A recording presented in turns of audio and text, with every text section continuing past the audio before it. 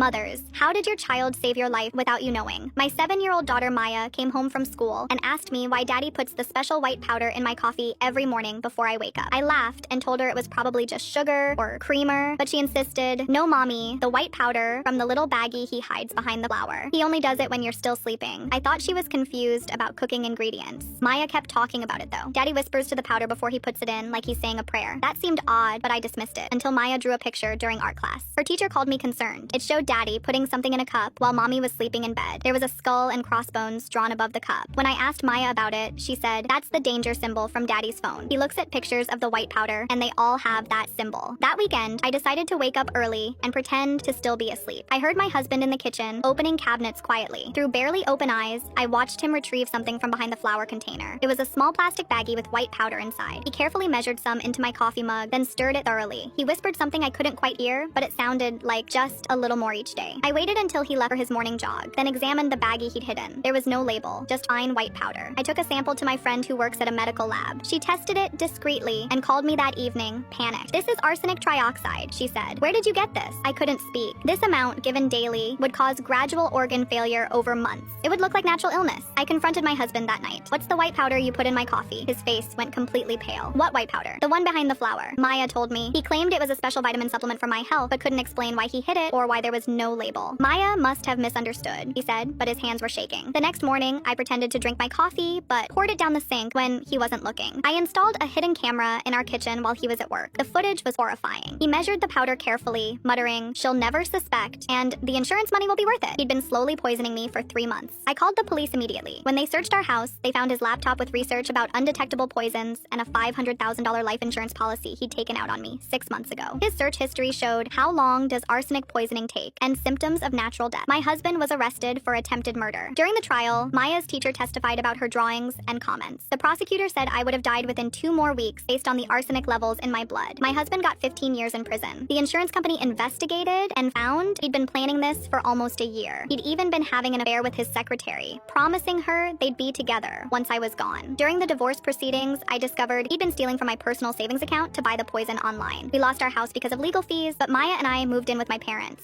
At the custody hearing, the judge awarded me full custody and terminated his parental rights entirely. Maya still draws pictures, but now they're of us baking cookies together in Grandma's kitchen. No more white powder, no more secret baggies. Last week, Maya made me a card that said, "Mommy, I'm glad I saved you." That's when I realized my daughter didn't just save my life, she saved her own future too, because she would have grown up believing her father was a hero instead of learning the truth about the monster who tried to murder her mother.